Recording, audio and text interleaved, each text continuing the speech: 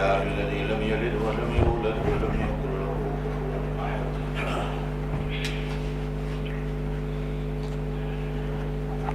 الحمد لله الذي لم يتخذ ولدا ولم يكن له شريك في الملك ولم يكن له ولي من الذل وكبره تكبيرا.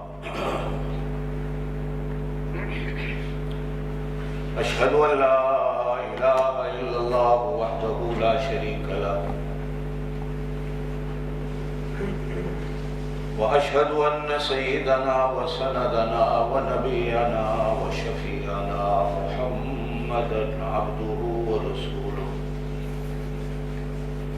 صلى الله عليه وعلى آله وأصحابه وبارك وسلم تسليما كثيرا كثيرا.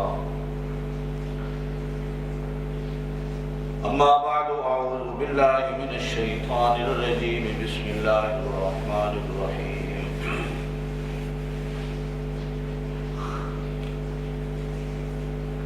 ولا تحسبن الذين قتلوا في سبيل الله أمواتا بل أحياء عند ربهم يرزقون.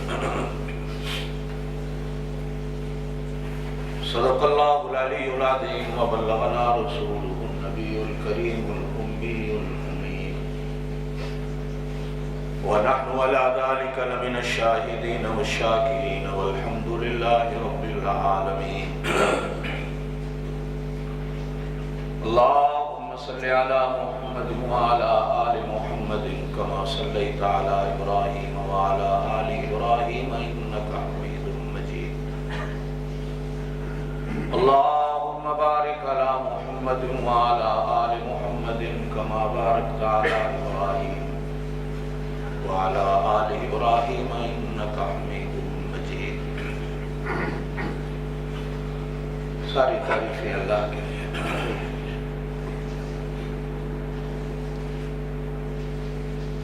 بے حساب لا تعداد درود و سلام آقا انعامدار سرور کائنات فخر موجودات حضرت محمد رسول اللہ صلی اللہ علیہ وآلہ وسلم کی ذات اقدس کے لیے لاکھوں کروڑوں دعائیں علماء اولیاء کے لیے جن کی محنتوں کے صدقے اللہ پاک نے پورا دین ہمیں نصیب فرمایا. اللہ ہماری زندگیوں میں، ہمارے گھروں میں، ہمارے ملکوں میں، ہمارے شہروں میں اس پورے دین کو نافذ فرما دے اور ہماری موت بھی اللہ پاک اسی دین پہ کرے. قبر میں جائیں تو اپنے اس دین کو ساتھ لے کے جائیں. اللہ ہم سب کا خاتمہ ایمان کرے. آمین.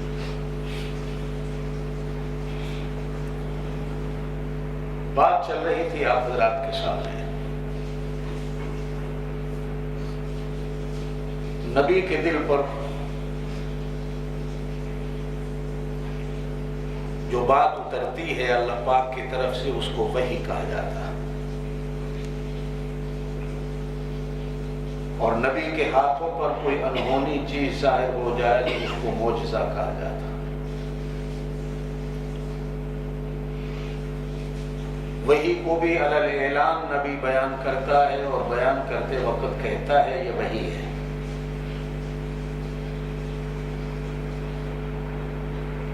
اور معجزے کو بھی علی الاعلان نبی لوگوں کے سامنے ظاہر کرتا ہے اور کہتا ہے یہ معجزہ ہے.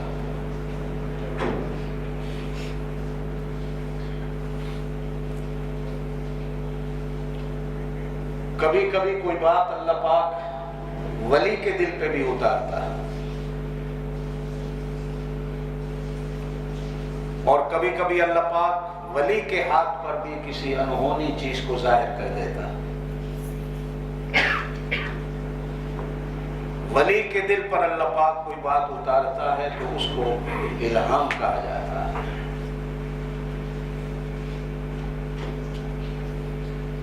یا اس کو القاء کہا جاتا ہے.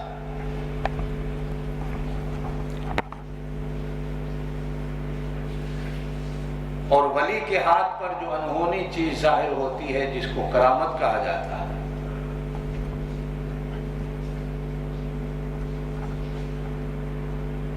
کرامت کسی وقت ہوتی ہے، بعد میں اگر کوئی مطالبہ بھی کر دے تو نبی ولی اس کو ظاہر نہیں کر سکتا، وہ چھپ جاتی ہے۔ ایک ہی دفعہ ہوتی ہے تو انجانے میں ہو جاتی ہے۔ کبھی کبھی آپ جیسے میرے جیسے لوگوں کے دلوں پر بھی کوئی بات اللہ پاک کی طرف سے آ جاتی ہے، اسے القاء اور الہام اسی لیے نہیں کہا جاتا کہ ہم مقام ولایت تک پہنچے ہوئے نہیں ہوتے، نہ وہ علم ہوتا ہے، نہ وہ تقوی ہوتا ہے، نہ وہ صحبتیں ہوتی ہیں، لیکن ہوتا ضرور ہے کبھی کبھی آپ کے دل پر بھی کوئی ایسی چیز ہوتی ہے فوراً اللہ پاک کر دیتا ہے، اور وہ ہوتی ہے، اس کو نہ ہم الہام کہتے ہیں نہ القاء کہتے ہیں، اس لیے کہ ہم لوگ مقام ولایت پہ ہوتے نہیں، لیکن یقین ضرور ہے، اور اسے چاہیے اس بندے کو کہ وہ اسے اپنے دل میں رکھے، لوگوں کے سامنے اس چیز کو ظاہر کر کے اپنے آپ کو مقام ولایت پہ نہ بٹھاتا رہے کہ میں بھی ولی ہو گیا ہوں، اور دیکھو میرے دل کے اوپر بھی القاء ہوتا ہے، میں بھی ایسی باتیں جانتا ہوں۔ یہ کبھی کبھی تکا لگ جاتا ہے، اس کو ہماری اور آپ کی زبان میں کہیں کہ تکا لگ جاتا ہے۔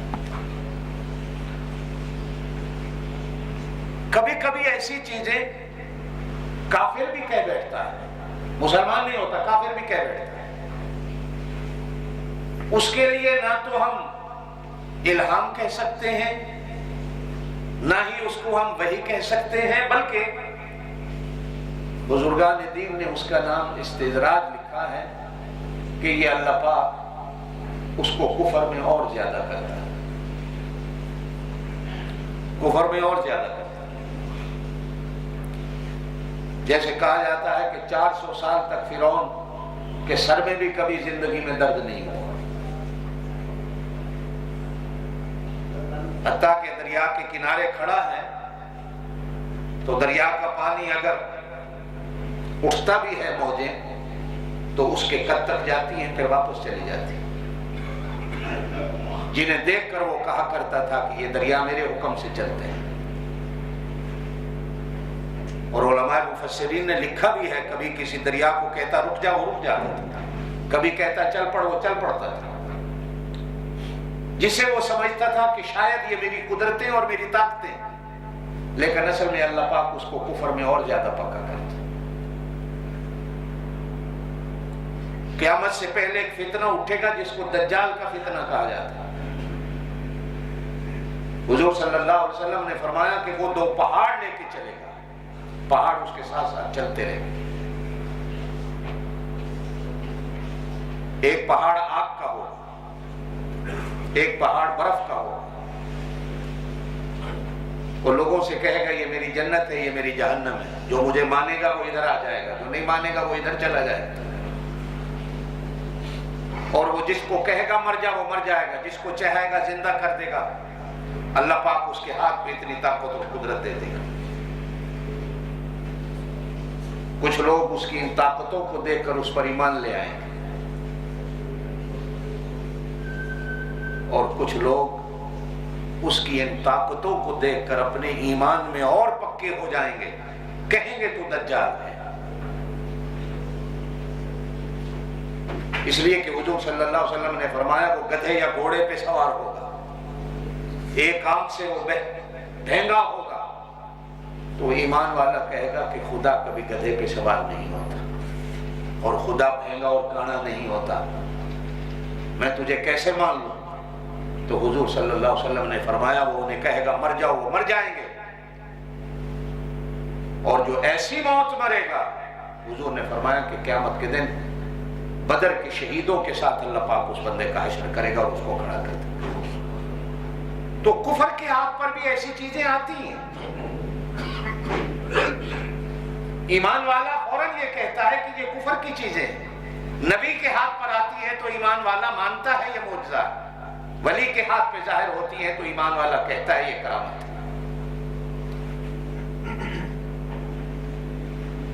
یہی بات حضور حضور صلی اللہ علیہ وسلم نے فرمائی کہ میری امت میں ایک بندہ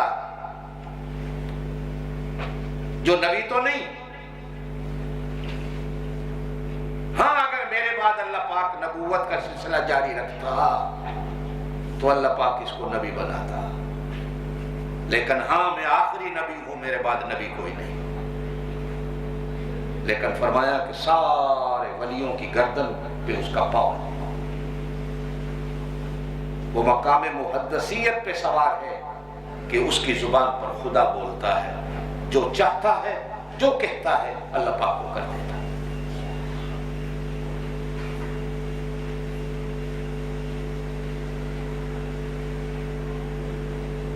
سترہ کے قریب تو قرآن میں مقامات ہیں، بلکہ صرف اس کے کہنے سے نہیں ہوتا، بلکہ جو الفاظ وہ اپنی زبان سے نکالتا ہے وہی الفاظ اللہ پاک جبریل کو دے کر حضور صلی اللہ علیہ وسلم کے پاس بھیج دیتا۔ نبی تو نہیں لیکن ولیوں سے بھی اوپر ہے۔ فرمایا وہ میری امت کا عمر فاروق ہے کہ اس کی زبان پر ہمیشہ خدا بولتا ہے۔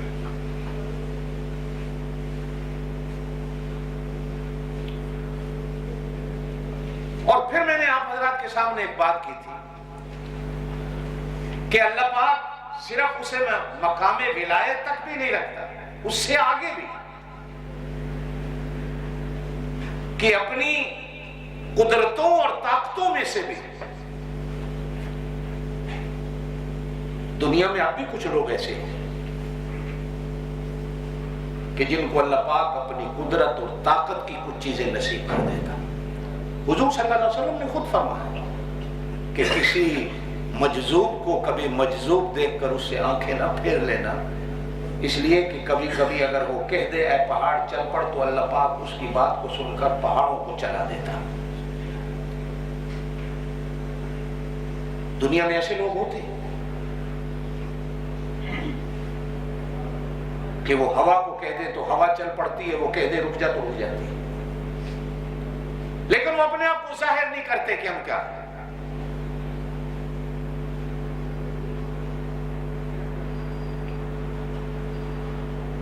اورنگزیب عالمگیر کا نام آپ نے سنا ہوگا، حضرت تھانوی رحمۃ اللہ علیہ نے ایک جگہ لکھا ہے، اس کا بھائی تھا دار شکوہ اورنگزیب عالمگیر۔ اورنگزیب عالمگیر علماء اولیاء کے ساتھ بیٹھتا تھا، اس کے اندر ولیوں والی صفتیں تھی۔ دار شکوہ جو تھا وہ شرابی تھا، وہ چاہتا تھا کہ ہندوستان کا تخت مجھے ملے، اورنگزیب چاہتے تھے کہ ہندوستان کا تخت مجھے ملے۔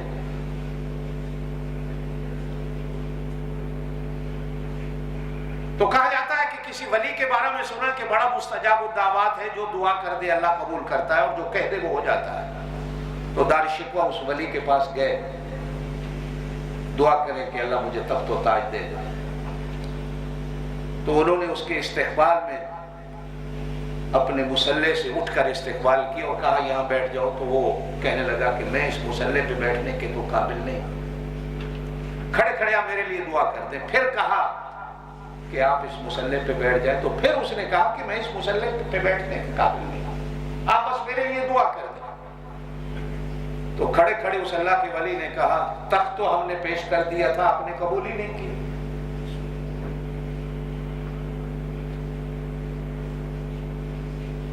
معلوم ہوتا ہے کہ آپ کے نصیب میں تخت نہیں ہے۔ چلا گیا، تھوڑے دنوں بعد اورنگزیب عالمگیر اسی اللہ والے سے دعا کرانے لگے۔ تو کہا جاتا ہے کہ اللہ کے ولی نے کہا کہ بیٹھیے، مصلی اپنا پیش کیا تو اورنگزیب عالمگیر میں بیٹھ گئے۔ کہا کہ آپ میرے لیے دعا کر دیں اللہ مجھے تخت و تاج دے دے۔ کہا تخت تو مل گیا، تاج کب ملے گا؟ کہا آپ کے سر پر جو تاج آنے والا وہ تو اس بندے کے ہاتھ میں ہے جو آپ کو وضو کراتا ہے۔ اورنگزیب عالمگیر سمجھ گیا کہ وہ میرا جو خادم مجھے وضو کراتا ہے وہ کوئی چھوٹا بندہ نہیں، معلوم ہوتا کہ تاج اسی کے ہاتھ میں۔ اللہ والے نے دعا کر دی کہ آپ کا تخت ہو گیا، اب تاج اسی کے ہاتھ میں ہے۔ تو وہاں گئے تھے، چونکہ پگڑی رکھتے تھے سر پہ اورنگزیب عالمگیر، عجیب بادشاہ تھا۔ اپنے ہاتھوں سے ٹوپیاں لکھ کر ٹوپیاں سی کر بازار میں بیچتا تھا، جس سے روٹی کھاتا تھا، تخت کا پیسہ نہیں کھاتا تھا۔ ایسا بادشاہ بھی دنیا میں ہوا۔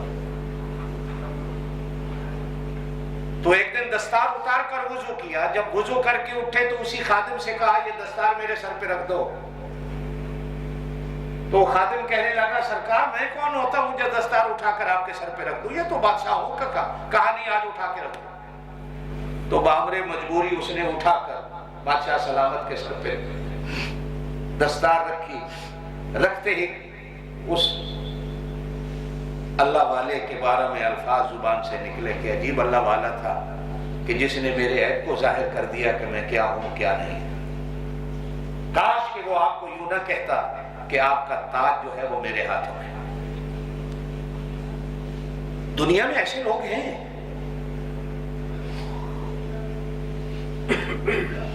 چلے یہ تو سنی سنائی ہوگی، کتابوں میں لکھا ہے۔ حضرت شاہ عبدالعزیز محدث دہلوی رحمۃ اللہ تو بہت بڑے بندے گزرے، بہت بڑے اللہ والے۔ دہلی کی جامع مسجد میں بیٹھے ہیں تو ایک دن ایک آدمی نے آ کے کہہ دیا حضرت دنیا میں کوئی قانون ہی نہیں رہا، جو چاہتا ہے لوگ کر رہے ہیں، کوئی قانون ہی نہیں۔ کہا کہ بھائی آج کل جس کے ہاتھ میں قانون ہے وہ بڑا نرم آدمی ہے۔ پوچھنے والے نے کہا حضرت کس کے ہاتھ میں قانون ہے؟ کہا وہ دلی کی جامع مسجد کے سامنے خربوزے جو بیچنے والا ہے نا، اللہ پاک نے سارا اسی کے ہاتھ میں دے رکھا ہے۔ تو وہ بندہ سن کر اس سے خربوزے لینے چلا گیا کہ ایک ملنگ اور فقیر بندہ بیٹھا خربوزے بیچ رہا ہے۔ کہا کہ بھائی خربوزے لینے ہیں؟ کہا لے لو۔ کہا میں تو کاٹ کر اور چکھ کر دیکھوں گا کیسے ہیں۔ کہا بھائی کاٹ کر چکھ کر دیکھ لو، ایک کاٹا میٹھا نہیں، دوسرا کاٹا میٹھا نہیں، تیسرا کاٹ، ساری ریڑھی کاٹ کے رکھ دی، خریدا ایک بھی نہیں۔ کہا یہ تو سارے کھانے کے قابل نہیں۔ کہا بھائی کوئی بات نہیں، آپ کو نہیں پسند آئے تو چلے جاؤ۔ شاہ عبدالعزیز محدث دہلوی رحمۃ اللہ آ کر بندہ کہنے لگا جی ایسے میں نے کر دیا۔ کہا میں نے جو تجھے کہا تھا کہ ایسے بندے کے ہاتھ میں ہے جو خود اتنا نرم ہے، تو جب نرم آدمی کے ہاتھ میں قانون ہوگا تو ایسے ہی ہوگا۔ تھوڑے دنوں کے بعد حالات بدلے تو وہی بندہ آ کے کہتا ہے کہ سرکار آج کل تو سنا ہے بڑی سختی ہو گئی۔ کہا کہ جس کے ہاتھ میں اللہ پاک نے قانون دے دیا بڑا سخت ہے۔ کہا کہ وہ کون ہے؟ فلانی گلی میں جو مشکی ہے نا، مشک سے پانی بھرتا ہے اور لوگوں کو پلاتا ہے، اللہ پاک نے سارے دلی کا قانون اسی کے ہاتھ میں دے دیا۔ تو بندہ اٹھا، اس سے جا کر پانی مانگا،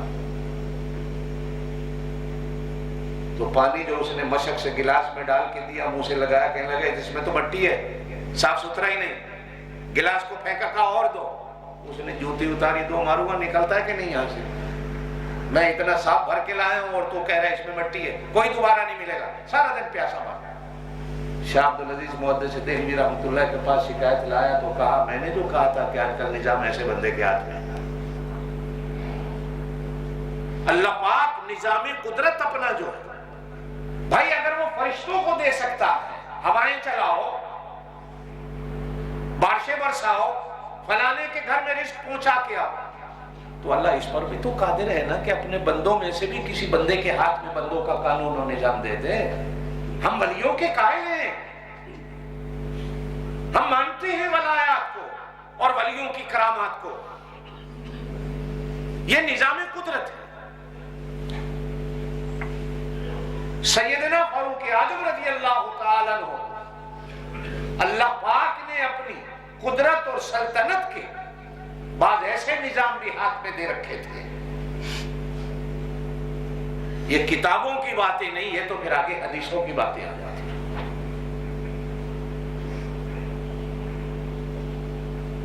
کہ مسجد نبوی میں جمعے کا خطبہ دے رہے ہیں کھڑے ہوئے، عام سنا ہوگا آپ نے، خطبہ دیتے دیتے کہتے کہتے رک گئے اور کہنے لگے یا ساریہ، او ساریہ، الجبل الجبل، پہاڑ کے پیچھے ہو جاؤ، پہاڑ کے پیچھے ہو جاؤ۔ اب یہ خطبے کے دوران ہوگا،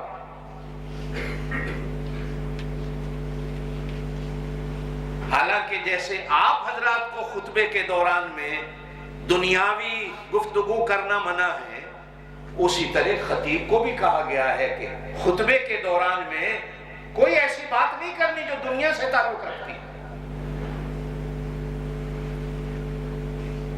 صحابہ حیران ہیں کہ آج امیر المومنین کو کیا ہو گیا کہ خطبے کے دوران ساریہ تو ایک آدمی کا نام ہے اور وہ یہاں ہے بھی نہیں،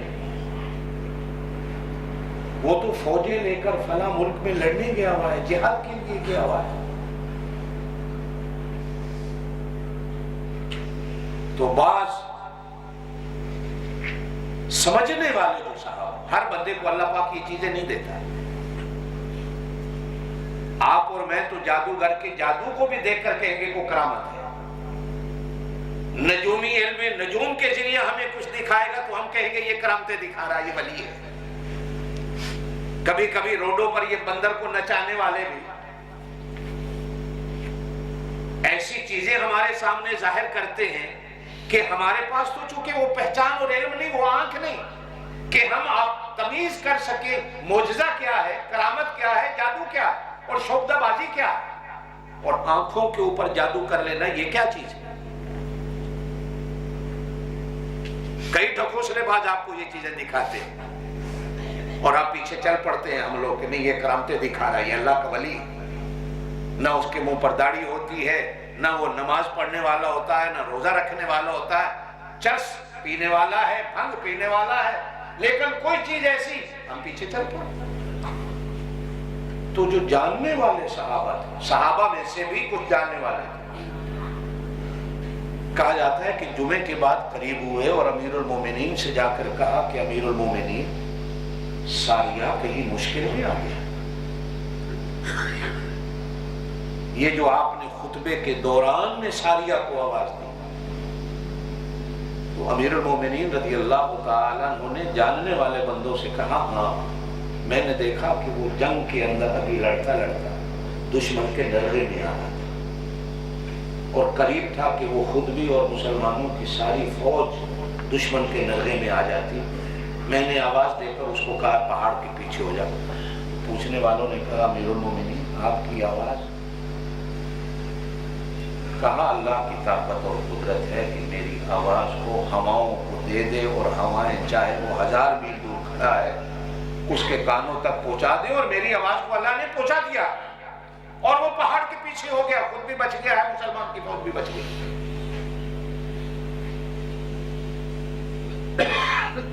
چنانچہ کہا جاتا ہے جب مہینہ 2 مہینے کے بعد حضرت ساریہ فوجوں کو لے کر واپس آئے تو انہی جاننے والوں میں سے کسی نے پوچھا کیا فاروق اعظم کی آواز آئی تھی؟ کہا ایسے لگ رہا تھا جیسے میرے سامنے کھڑے مجھے کہہ رہے ہیں ادھر ہٹنا ادھر ہٹنا۔ اور میں ان کی آواز کو سن کر پہاڑ کے پیچھے ہو گیا۔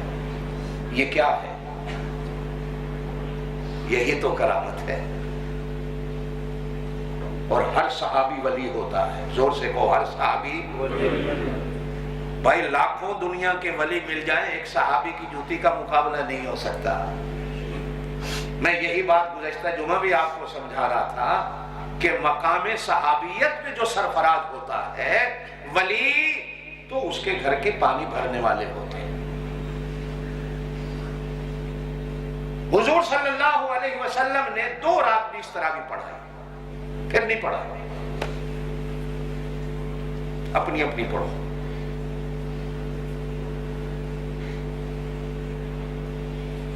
اب کو بندہ کہے کہ حضور نے پڑھائی تھی تو ہاں پڑھائی تھی، یہ میں نہیں کہتا، موطا امام مالک، حضرت امام مالک کی حدیث کی کتاب میرے پاس بھی پڑھی ہے جس میں صحابی کہتے ہیں کہ حضور نے پڑھائی، بات ختم۔ پھر نہیں پڑھا۔ حضرت ابو بکر صدیق کا زمانہ خلافت آیا، کہیں طرح بھی نہیں، اپنی اپنی پڑھو۔ حضرت عمر کا زمانہ خلافت آیا تو حضرت عمر نے آرڈر کر دیا آج کے بعد ہر مسجد میں امام ہوگا رمضان میں تراویح میں قرآن پڑھے گا، 20 تراویح۔ مسجد نبوی کے اندر حضرت ابی بن کعب کو کھڑا کیا، لوگوں کو 20 تراویح پڑھا۔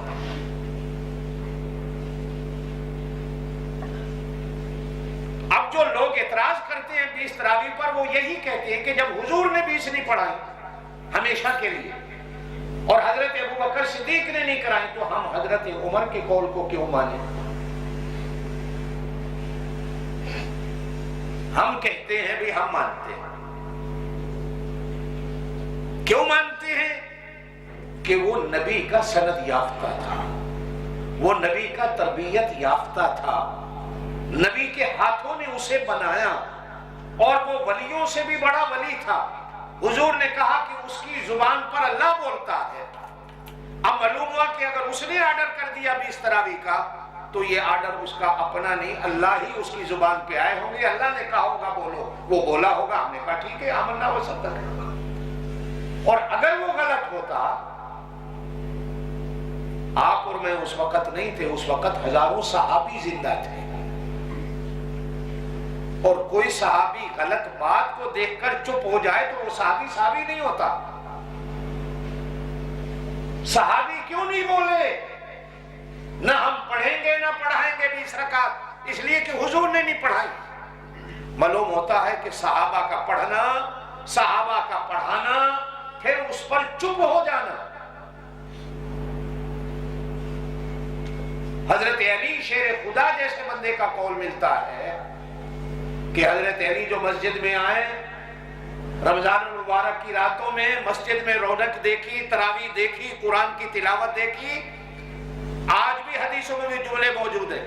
حضرت علی کہتے ہیں کہ اللہ عمر کی قبر پر رحمتیں کرے کہ امت کو کیسا جوڑ گیا، امت کو قرآن پر کیسا لگا گیا، امت کو نماز تراویح پہ کیسا لگا گیا کہ اس سے پہلے رمضان میں اتنی رونق کبھی مسجدوں میں نہیں دیکھی جو عمر کی برکتوں سے آج مسجدوں کے اندر رونقیں نظر آتی ہیں۔ یہ میں ان کی عربی کے قول کا ترجمہ کر رہا ہوں آپ کے ساتھ۔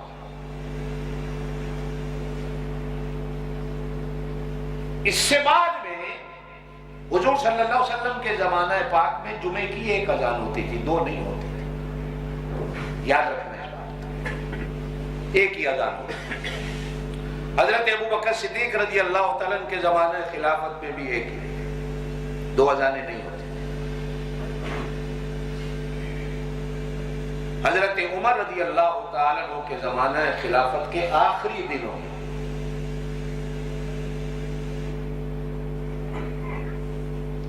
آپ میں سے کسی بندے کو پتا ہے تو حضرت عمر کا زمانہ خلافت کتنا تھا؟ نہیں پتا۔ حضرت ابوبکر رضی اللہ تعالیٰ عنہ کا زمانہ خلافت کتنا تھا؟ نہیں پتا۔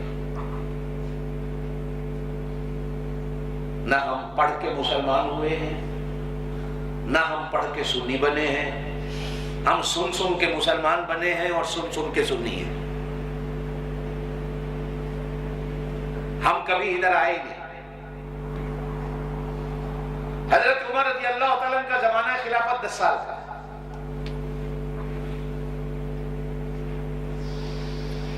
آخری دنوں میں سوچا کہ 2 اذانیں جمعے کی ہونی چاہیے، ایک نہیں ہونی چاہیے۔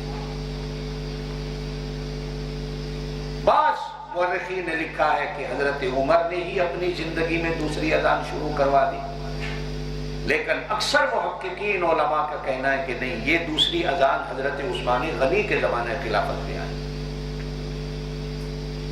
اور میں خود بھی ان علماء کی طرف جاتا ہوں جو کہتے ہیں کہ یہ بات حضرت عثمان غنی کے زمانے خلافت میں آئی۔ حضرت عمر کے زمانے خلافت میں سوچا تو ضرور گیا، مشورہ بھی ضرور ہوا، لیکن اس پر عمل جو ہے وہ حضرت عثمان غنی کے زمانے خلافت میں آیا۔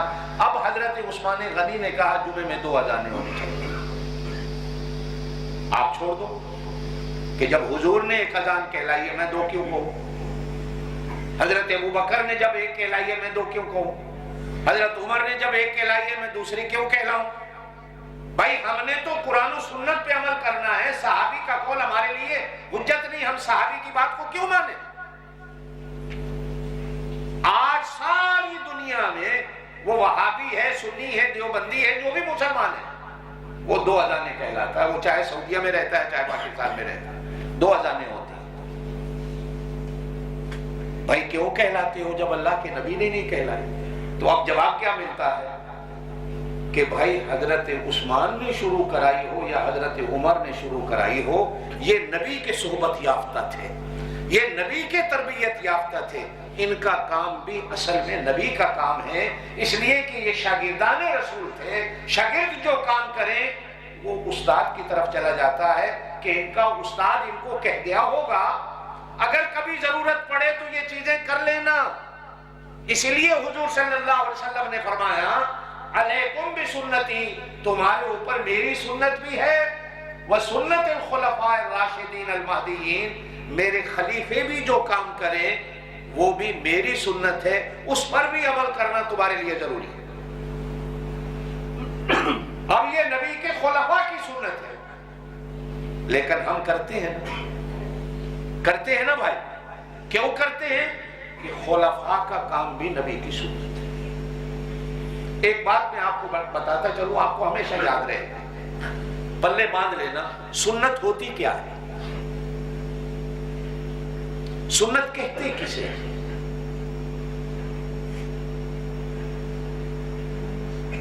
حضور صلی اللہ علیہ وسلم نے کوئی کام بھی کیا، چاہے ایک دفعہ کیا چاہے کئی دفعہ کیا، بولو وہ سنت، زور سے بولو وہ سنت۔ اچھا، ایک سنت وہی ہے کہ آپ نے کہی ہے لیکن کی نہیں، ہم کہتے ہیں یہ قولی سنت ہے، یہ بھی سنت ہے۔ کیا ہے؟ یہ بھی سنت ہے۔ اس لیے بعض علماء جو حدیث کو سنت کہتے ہیں، حدیث بات کو کہا جاتا ہے، سنت کو نہیں کہا جاتا۔ قول، بات کرنا، نبی کا عمل بھی سنت ہے، نبی کا کہنا بھی سنت ہے، ٹھیک ہے۔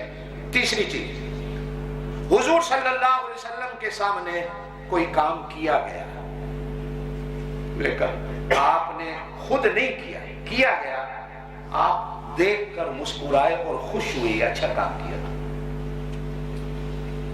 علماء کہتے ہیں یہ بھی سنت ہے، اگرچہ حضور نے نہیں کیا لیکن آپ صلی اللہ علیہ وسلم اس کام کو دیکھ کر زور سے کو کیا ہوئے؟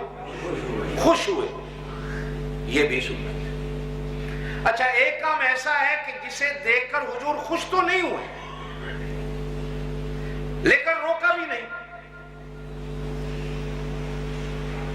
روکا بھی، علماء کہتے ہیں یہ بھی سنت رسول، آپ نے روکا نہیں، یہ بھی سنت رسول، اگرچہ آپ صلی اللہ علیہ وسلم اسے دیکھ کر خوش نہ ہوئے۔ اگلی چیز، حضور صلی اللہ علیہ وسلم کے چاروں خلفاء میں سے کسی خلیفہ نے کوئی ایک کام کیا جو حضور کے زمانے میں بھی نہیں تھا، یا اس سے پہلے والے خلیفہ نے بھی وہ کام نہیں کیا، دوسرے نے بھی نہیں کیا، تیسرے نے بھی نہیں کیا، چوتھے نے آ کے حضرت علی نے کر دیا، تو ہم کہیں گے وہ بھی سنت رسول ہے، اس لیے کہ حضرت علی کے ہاتھوں سے جو کام ظاہر ہوگا، یہ ہاتھ ہر وقت نبی کے ہاتھ میں رہے، یہ ہاتھ نبی کے ہاتھ میں رہے، چاہے 40 سال گزر گئے یا 30 سال گزر گئے، نبی کے ہاتھوں میں اثرات اتنے تھے کہ سینکڑوں سال بعد بھی نبی کے ہاتھوں میں ہاتھ دینے والا بندہ اگر ان ہاتھوں سے کوئی کام کرے گا تو ہم کہیں گے ابھی بھی اس کے ہاتھوں میں نبی کے ہاتھوں کا اثر موجود ہے، یہ کام نبی کی سنت کے بغیر نہیں ہو سکتا، ہم اس کو بھی سنت کہتے ہیں۔ پانچویں چیز، خلفائے راشدین کے علاوہ بھی اگر کوئی صحابی کوئی کام کرتا ہے، مثال کے طور پر حدیث میں آتا ہے، حضرت ابن عباس رضی اللہ تعالیٰ عنہ کسی نے آ کر کہا کہ حضرت امیر معاویہ وتر کی 1 رکعت پڑھتے ہیں، اب بھی دنیا میں لوگ ہیں جو 1 رکعت وتر پڑھتے ہیں، نیت وہ 3 کی کرتے ہیں لیکن 3 جب پڑھتے ہیں تو 2 پر سلام پھیر کر تیسری رکعت کو الگ پڑھتے ہیں، سعودی عرب میں ایسے ہی ہوتا ہے، تیسری رکعت کو الگ پڑھا جاتا ہے۔ تو کسی نے آ کر حضرت عبداللہ ابن عباس کو کہا کہ امیر معاویہ رضی اللہ تعالیٰ عنہ وتر کی 1 رکعت پڑھتا، تو حضرت ابن عباس نے سن کر کہا وہ صحابی رسول ہے، وہ مقام اجتہاد پر سرفراز ہے، وہ مجتہد بھی ہے. اگر وہ 1 رکعت پڑھ رہا ہے تو اس کے پاس بھی کوئی اللہ کے رسول کی سنت ہوگی، ورنہ ویسے وہ 1 رکعت فتویٰ نہیں دیا، وہ غلط کر رہا ہے. جیسے آج کل میں اور آپ جتنے مولوی ہم فتوے دیتے ہیں، میں جو کرتا ہوں وہ صحیح کرتا ہوں، دوسرا جو کرتا ہے وہ غلط کرتا ہے. اور اگر کہہ بھی دیتے ابن عباس رضی اللہ تعالیٰ عنہ، تو یاد رکھنا ایک علمی بات آپ حضرات کے سامنے کرنا چاہ رہا ہوں. جو علم میں مقام حضرت عبداللہ ابن عباس کا ہے وہ حضرت امیر معاویہ کا نہیں ہے. سیاست میں، حکومت میں جو مقام امیر معاویہ کا ہے وہ ابن عباس کا نہیں ہے. ہر ایک کو اللہ پاک نے ایک ایک مقام دے رکھا ہے. وہ علم میں بہت آگے تھے. حتیٰ کہ ایک بات کہہ کر میں آگے چلتا ہوں، حضور صلی اللہ علیہ وسلم نے جب اس دنیا سے پردہ فرمایا تو ابن عباس رضی اللہ تعالیٰ عنہما کی عمر 11 سال کی تھی. کتنی؟ 11 سال کی عمر کے بچے کے بارے میں حضور صلی اللہ علیہ وسلم نے منبر پر بیٹھ کر فرمایا کہ میری امت کے لوگوں، یہ بے شک 11 سال کا ہے یا 10 سال کا ہے، جب تمہیں میں نظر نہ آؤں گا، اگر کسی نے قرآن کا کوئی مسئلہ پوچھنا ہو تو اس 11 سال کے بچے سے پوچھ لینا، اس لیے کہ میں کہہ رہا ہوں کہ اللہ پاک نے جتنا قرآن کا اس کو علم دیا ہے کسی کو نہیں. چنانچہ کہا جاتا ہے کہ حضرت عمر رضی اللہ تعالیٰ نے اپنا زمانہ خلافت میں جب کبھی رائے اور مشورہ میٹنگ ہوتی تو اس 13-14 سال کے بچے کو بھی ساتھ لے کے جاتے، مشورے میں بٹھاتے. تو بعض صحابہ کرام نے ایک بار اعتراض کر دیا، امیر المومنین آپ ایک بچے کو لے آتے ہوئے، یہ بڑوں کا مشورہ ہوتا.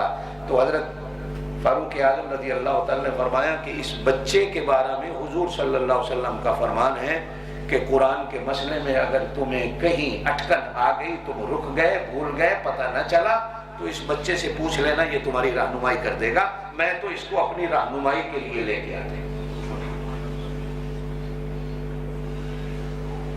حضرت عبداللہ ابن عمر رضی اللہ تعالیٰ عنہما کی عمر حضور صلی اللہ علیہ وسلم نے جب وصال فرمایا تو علماء نے لکھی ہے 12-13 سال کی تھی. حضور صلی اللہ علیہ وسلم نے اپنی زندگی میں فرمایا یہ بچہ میری امت کا مفتی ہے، اگر کبھی تمہیں مسئلے کی ضرورت پڑ گئی، میں تمہیں نظر نہ آیا تو اس سے پوچھ لیتا. آج ہمارے 11 سال 12 سال 14 سال 15 سال بلکہ آپ اور میں 50-60 سال کے بیٹھے ہیں، ہمیں بھی مسئلوں کا نہیں پتا، اور شرم کے بارے پوچھنے کو بھی تیار نہیں ہوتے کہ جس سے پوچھیں گے وہ کیا کہے گا، بابا تیری اتنی عمر ہو گئی تجھے مسئلہ ہی نہیں آتا. سارے اسی شرم کے مارے ہم چلے جا رہے ہیں، کوئی پوچھنے کو تیار نہیں ہوتا. 11 سال کا 12 سال کا بچہ. اور حضرت عبداللہ ابن عباس فرمایا کرتے تھے اللہ کی قسم ہے، اللہ کی قسم ہے، قرآن کی کوئی سورت، قرآن کی کوئی آیت، حتیٰ کہ آدھی آیت یا قرآن کا کوئی جملہ ایسا نہیں جس کے بارے میں اللہ نے مجھے علم نہ دیا ہو. یہ کہاں اترا، کب اترا، کیوں اترا. اللہ پاک نے قرآن کے ایک ایک جملے کے بارے میں مجھے علم دے رکھا ہے، یہ کہاں اترا ہے، کب اترا ہے، اور حضور صلی اللہ علیہ وسلم پر کیوں اترا. تو یہ صحابہ کرام کا مقام اجتہاد تھا کہ ان کا عمل سنت رسول بنتا ہے اور کہلاتا ہے. اس لیے عام میں سے کسی کو بھی یہ اجازت نہیں اسلام دیتا کہ وہ صحابہ کرام رضوان اللہ علیہم اجمعین کے کسی عمل پر اعتراض کرتا پھرے کہ حضرت عمر 20 تراویحیں کیوں شروع کرا گئے، حضرت عمر 3 طلاقوں کا یہ طریقہ کیوں شروع کرا گئے، حضرت عمر فلانا کام کیوں شروع کرا گئے. بھائی آپ اور میں کون ہوتے ہیں؟ گزشتہ جمعہ میں نے کہا تھا کہ حضرت خالد بن ولید رضی اللہ تعالیٰ عنہ کو حضور صلی اللہ علیہ وسلم نے اجازت نہیں دی کسی صحابی پر اعتراض کر لیں، تو آپ اور میں کون ہوتے ہیں؟ چلیے آگے چلتے. حضرت عمر رضی اللہ تعالیٰ عنہ جن کے بارے میں وہ بات آپ حضرات کے سامنے کر رہا ہوں کہ حضور صلی اللہ علیہ وسلم نے فرمایا کوئی مرتا ہے اس کی موت پر اس کا ماں باپ روتا ہے، کوئی مرتا ہے اس کے مرنے پر اس کے شاگرد روتے ہیں، کوئی مرتا ہے اس کے مرنے پر اس کے مرید روتے ہیں، کوئی مرتا ہے اس کے مرنے پر اس کے گھر والے روتے ہیں. عمر تو ایسا ہے کہ جب تجھے موت آئے گی تو تیرے اوپر اللہ کا اسلام روئے گا، اسلام روتا ہوا نظر آئے گا۔ آپ صلی اللہ علیہ وسلم نے فرمایا کہ میری امت میں یہ ایسا بندہ ہے کہ جس کی زبان پر اللہ بولتا ہے، اور اللہ پاک نے اس بندے کو اپنی بعض طاقتوں اور قدرتوں کو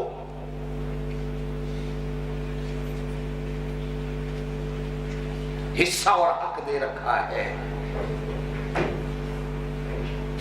ہم تو سنتے پڑھتے ہیں کہ حضرت سلیمان علیہ السلام ہر چیز پر حکومت کرتے تھے، اس امت میں حضرت عمر ایسے ہیں جو ہر چیز پر حکومت کرتے تھے، اللہ نے ہر چیز پر حکومت دے رکھی تھی۔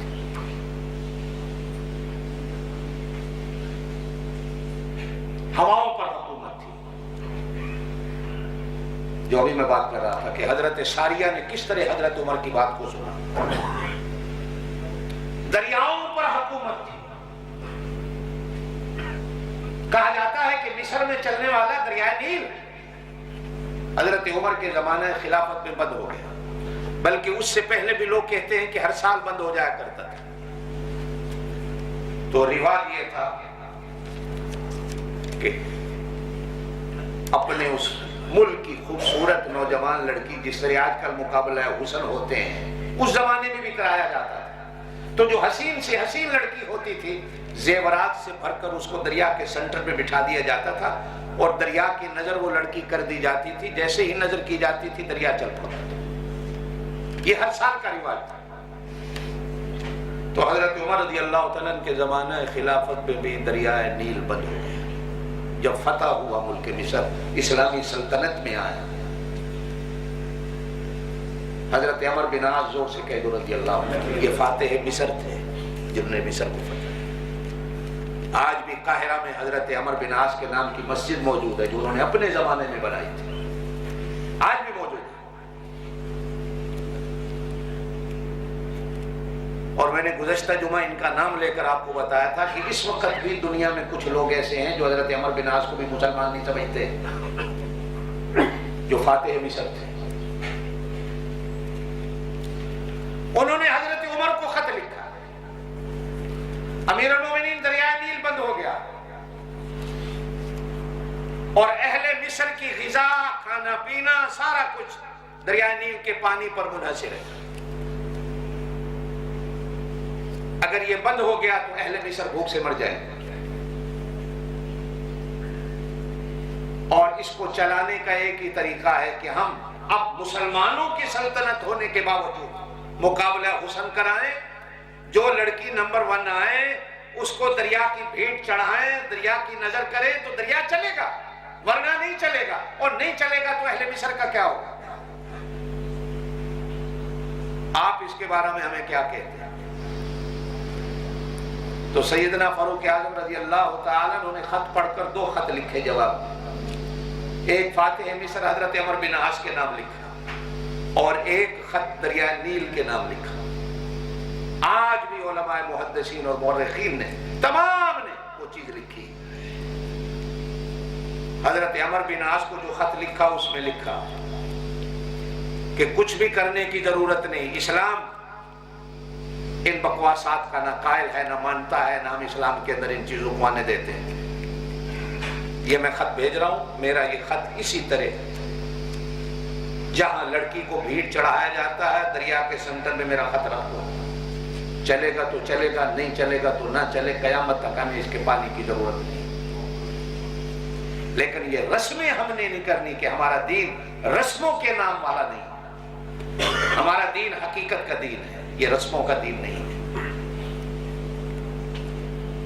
چنانچہ حضرت عمر بن عاص کہتے ہیں کہ میں نے خط کو دیکھا، اس میں لکھا کیا ہے؟ تو لکھا، اے دریا، اگر تو اللہ کے حکم سے چلتا ہے، اور یقیناً تو اللہ کے حکم سے چلتا ہے، تو میں اللہ کا ایک چھوٹا سا بندہ، مسلمانوں کا اور اسلام کا خادم، اللہ سے درخواست کرتا ہوں چلا دے کہ، اور ایسا چلائے کہ پھر قیامت تک اہل اسلام کو کسی رسم کو پورا کرنے کی ضرورت نہ پڑے، اور اگر تو رسموں سے چلتا ہے تو پھر تو بے شک خشک رہے، اور میں اپنے اللہ سے بھی کہوں گا کہ تجھے نہ چلائے، ہمیں تیرے پانی کی ضرورت نہیں۔ حضرت عمر بن عاص کہتے ہیں میں نے خط پڑھا، اس خط کو جس طرح آرڈر تھا جا کر دریا کے سینٹر میں رکھ دیا، ریت تھی، خشک تھا، پانی کا ایک قطرہ نہیں،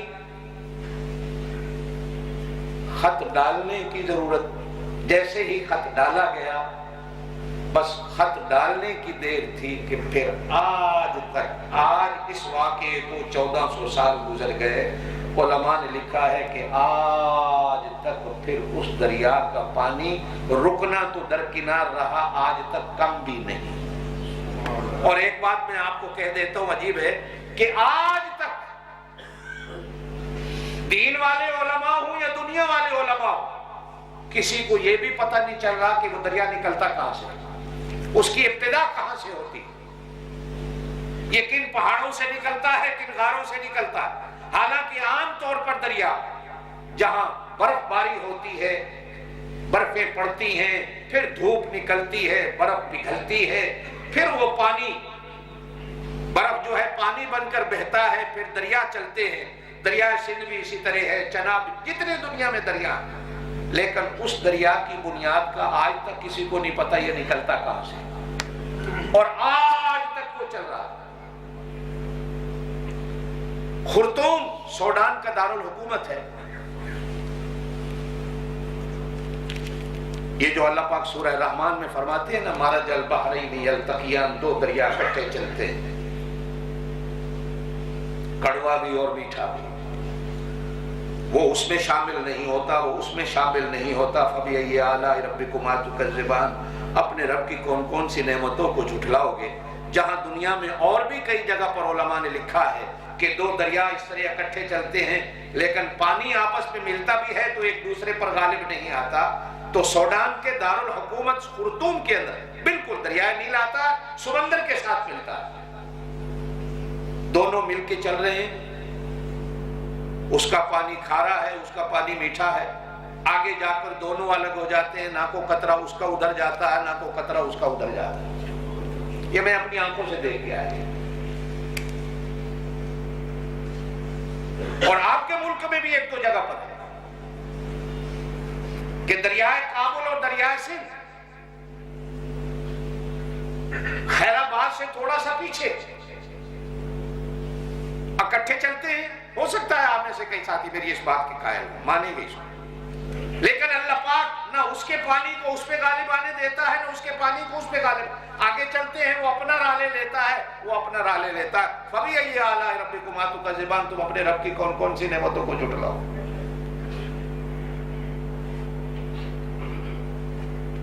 تو سیدنا فاروق اعظم رضی اللہ تعالی، حالانکہ پانی میرے اللہ کے حکم سے چلتا ہے، کہو بے شک کسی کے حکم سے پانی نہیں چلتا۔ فرعون نے کہا تھا یہ نہریں میرے حکم سے چلتی ہیں، لیکن اللہ پاک نے اسی پانی کے اندر فرعون کو غرق کر کے دکھایا۔ اگر تیرے حکم سے چلتے ہوتے یہ دریا تو پھر تجھے کبھی غرق نہ کرتے۔ غرق ہوا، کہا کہ یہ دریا میرے حکم سے چلتے، لیکن اللہ پاک نے حضرت عمر رضی اللہ تعالیٰ عنہ اپنی ان قدرتوں اور طاقتوں کا جو تکوینی امور ہیں میرے اللہ کے، ان میں سے بھی ایسا حصہ دیا کہ جہاں یہ شخص ہواؤں پہ حکومت کرتا ہوا نظر آتا ہے، وہیں یہ شخص دریاؤں پر بھی حکومت کرتا ہوا نظر آتا ہے۔ کہا جاتا ہے کہ مسجد نبوی میں بیٹھے ہوئے ہیں کہ اچانک بہت پہاڑ سے لاوا نکلتا ہے، آگ نکلتی ہے، قریب تھا کہ مدینے کو بھسم کر کے رکھ دے وہ آگ، ایسا لاوا نکلا۔ حضرت عمر رضی اللہ تعالیٰ عنہ کو جب کسی نے جا کر اطلاع دی کہ ایسا لاوا پھٹا ہے احد پہاڑ سے اور وہ آگے بڑھتا چلا آ رہا ہے، تو حضرت عمر رضی اللہ تعالیٰ عنہ نے اپنے کندھے سے رومال اتار کر آنے والے سے کہا کہ جاؤ میرے اس رومال کو آگ کی طرف نظر کر دو۔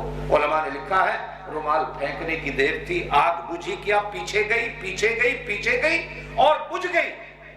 آگ کس کے حکم سے جلاتی ہے، جلتی ہے، آپ بھی جانتے ہیں، میں بھی جانتا ہوں۔ یا تو ہم نے قرآن میں اتنا پڑھا قُلْنَا يَا نَارُ كُونِي بَرْدًا وَسَلَامًا عَلَىٰ إِبْرَاهِيمَ کہ ابراہیم علیہ السلام کے لیے اللہ کے حکم سے وہ ٹھنڈی ہوئی، ایسی ٹھنڈی ہوئی کہ ابراہیم علیہ السلام کو سلامتی کے ساتھ اس نے بٹھایا اور باہر نکالا۔ یہ اللہ کے حکم سے چلنے والی چیز، اس پر بھی اللہ پاک نے، یہ تکوینی امور ہے میرے اللہ کے، لیکن اللہ پاک نے اس کے اندر بھی حضرت عمر رضی اللہ تعالیٰ عنہ کو حصہ دیا کہ حضرت عمر رضی اللہ تعالیٰ عنہ آگ پر بھی حکومت کرتے ہوئے نظر آئے، اور آگ بھی حضرت عمر رضی اللہ تعالیٰ عنہ کے حکم کے تابع چلتی بھی نظر آئے۔ یہ اللہ کے کام ہے۔ نبی کو دے دے تو معجزہ کہلاتی ہے، ولی کو دے دے تو کرامت کہلاتی ہے۔ ان کے ہاتھوں پر اللہ پاک نے ایسی ایسی کرامتیں امت کو دکھائیں کہ صرف یہ نہیں کہ آپ اور میں اپنی زبانوں سے یہ بات کریں، یہ باتیں حدیثوں کے اندر، یہ باتیں تاریخوں کے اندر، علماء مورخین نے، علماء محدثین نے، حتیٰ کہ علماء مفسرین نے بھی قرآن کی تفسیر کے اندر بھی ان چیزوں کو ظاہر کر کے لکھا اور بیان کیا، اور بیان کرنے کے بعد کہا کہ یہ چیزیں حق ہیں۔ اہل سنت والجماعت کا ہر مسلمان ان چیزوں کو مانتا ہے۔ ہم جہاں اللہ کے نبی کے ہاتھ پر ظاہر ہونے والے معجزے پر ایمان رکھتے ہیں، وہیں ولی کے ہاتھ پر ظاہر ہونے والی کرامت پر بھی ایمان رکھتے ہیں۔ اللہ پاک آپ کو مجھے عمل کی توفیق نصیب فرمائے۔ سبحان ربک رب العزت عما یصفون وسلام علی المرسلین والحمد للہ رب العالمین۔ بھائی انشاءاللہ 8 دسمبر کو